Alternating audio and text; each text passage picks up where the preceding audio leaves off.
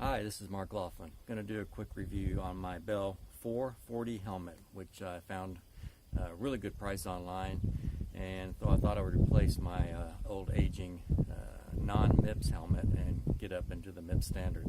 Now, I wanted actually a full white helmet. I like to keep things really cool, reflect as much light as I can, and I picked the lightest color I could find, which I thought was a really light gray, but it turned out to be a little bit dark gray. So I am using some decals and stuff to lighten it up on top of it to make it a little bit cooler. The helmet does seem to have pretty good ventilation, and it also has a nice flat mounting area for mounting a GoPro, or the stick-on pad for a GoPro mount. The MIPS, which is the multi-directional impact protection system, I guess it's better than a non-MIPS helmet.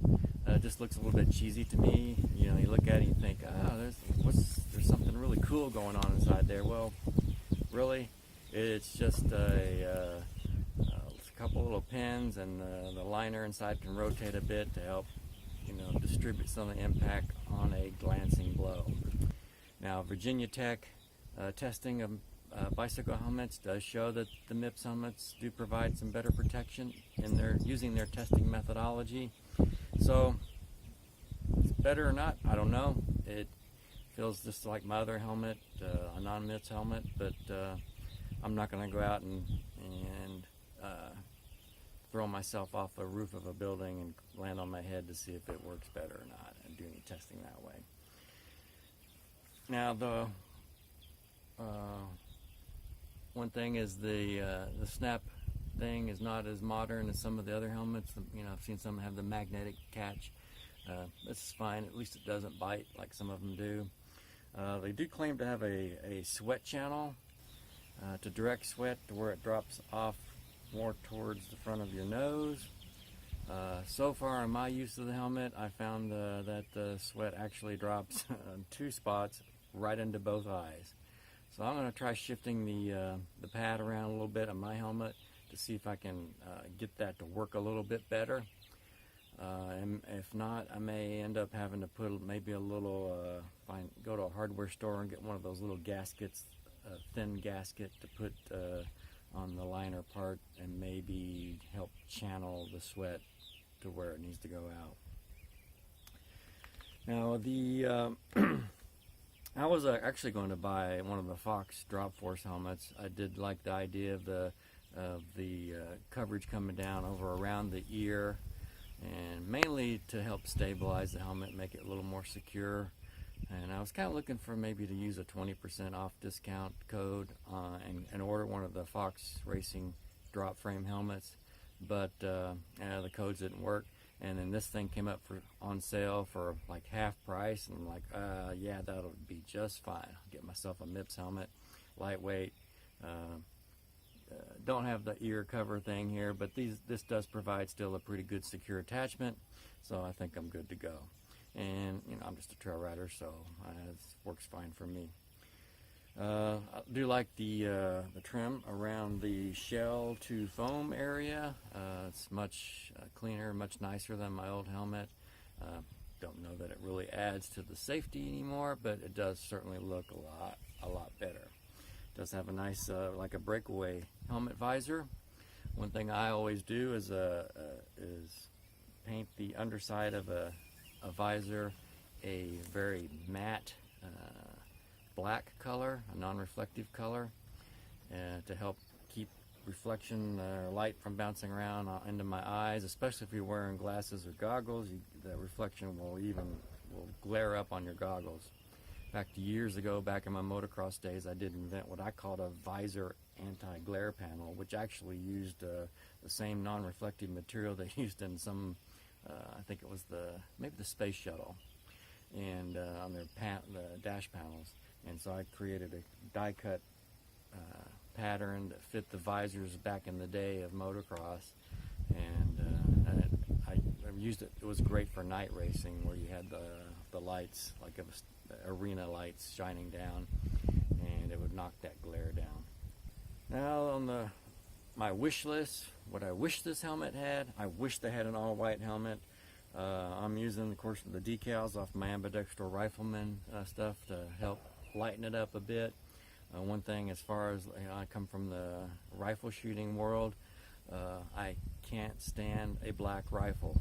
You leave a black rifle out in the sun, it's going to get blistering hot, unbearable to handle. So I always lighten up my rifles, either the flat dark earth color, coyote tans, and lighter colors, even a kind of a camo, winter camo mix to help make the rifles reflect sunlight and keep them cooler.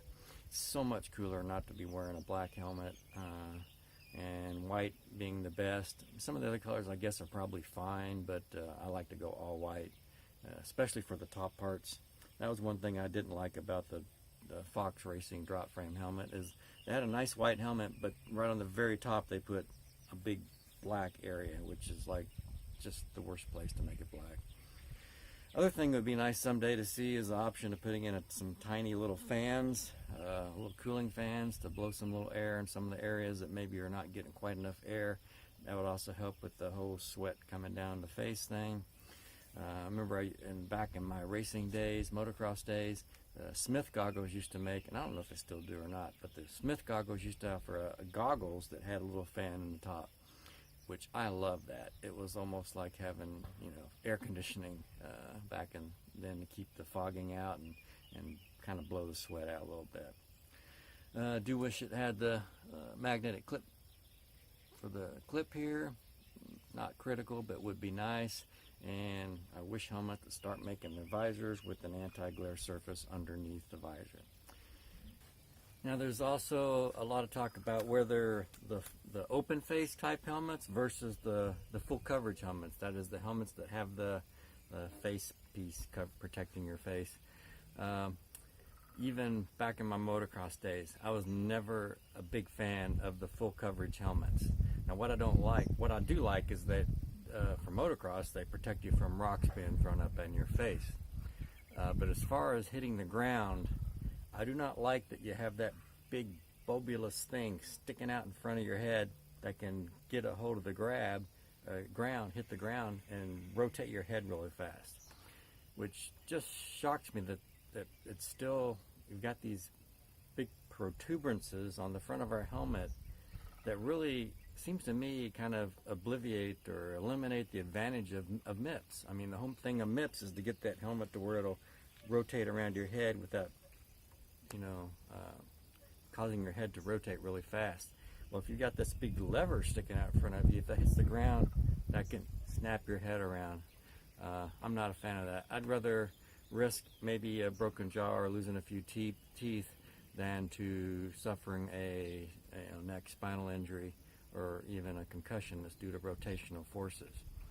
And I also, of course, maybe I'm just rationalizing this because I like the having the better airflow around my face to help keep me cool. Keeping cool, I think, is pretty important for comfort and performance. And if you're staying cool, you're not going to have brain fade and make stupid mistakes and maybe help keep from crashing.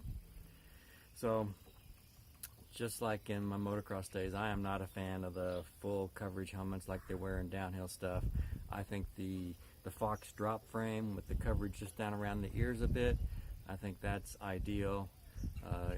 Could use, like in the old days in motocross, we used the Jofa Mouthguard, which was a snap-on device that fit over, provided some protection to the mouth, and that was mainly for protection from rocks being thrown up on the bike, motocross bike in front of you. But it did provide a little bit of crash protection.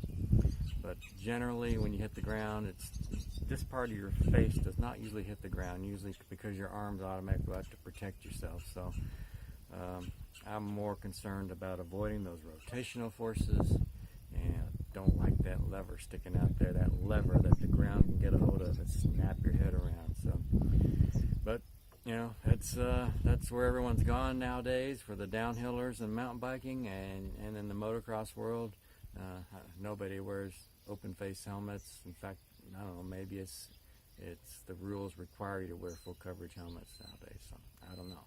I wish there were some testing to show one way or the other the disadvantages and advantages of the full coverage helmet.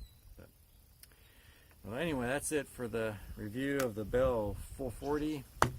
If you liked this video, if the information provided was of any benefit, please like, share, and subscribe. Thank you.